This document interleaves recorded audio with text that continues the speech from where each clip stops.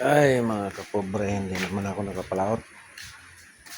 Hindi ako pumalaot kagabi kasi sobrang puyat ako kahapon ng gabi. Ngayon, sigurado naman dito makapalaot mamaya dahil masama na naman ang panahon. Maulan sa lahat.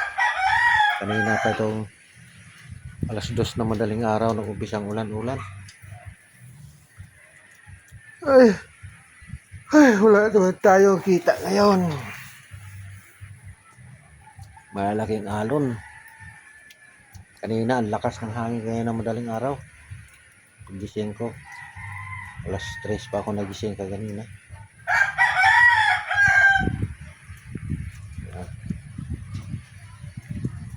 Hindi rin ako makapalaot ngayon. Yan, maulan.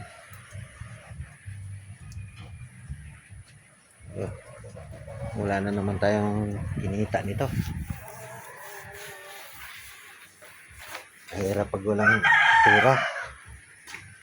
Malapit ng Pasko, walang laman yung bulsa. So, sige lang, basta mas lakas lang katawan sana. Kaso lang, marami na rin naramdaman sa katawan.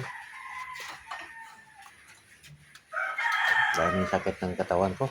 Pinipilit ko lang yan para kumita ng panggamit.